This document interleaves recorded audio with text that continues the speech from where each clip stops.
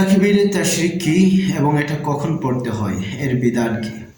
তাকবীরে তাশরিক হলো বিশেষ কয়েকটি বাক্য তথা আল্লাহু আকবার, আল্লাহু আকবার, লা ইলাহা ইল্লাল্লাহু, আল্লাহু আকবার, আল্লাহু আকবার, ওয়ালিল্লাহিল হামদ। আমি আবার পড়ছি, আল্লাহু আকবার, আল্লাহু আকবার, লা ইলাহা ইল্লাল্লাহু, আল্লাহু আকবার, আল্লাহু আকবার, ওয়ালিল্লাহিল হামদ।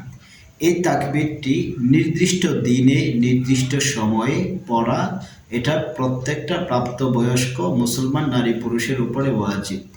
নির্দিষ্ট দিন আর নির্দিষ্ট সময় বলতে এটা পবিত্র ঈদুল আজহাতে অর্থাৎ কোরবানির ঈদ, যাকে আমরা বড় ঈদ বলি, যে ঈদে পশু কোরবানি করা হয়, কোরবানি ঈদের আগের দিন অর্থাৎ ইয়াউমুল আরাফা, কোরবানি ঈদের আগের দিনের ফরজ নামাজের পর থেকে নিয়ে কোরবানি ঈদের পর আরও 3 দিন, কোরবানি ঈদের দিন, তারপরে আরও 3 দিন, তৃতীয় দিনের আসর পর্যন্ত প্রত্যেক ফরজ নামাজের পর অন্তত একবার এই তাকবীরটা বলা প্রতিটা প্রাপ্তবয়স্ক মুসলমান নারী পুরুষের উপর এটা ওয়াজিব।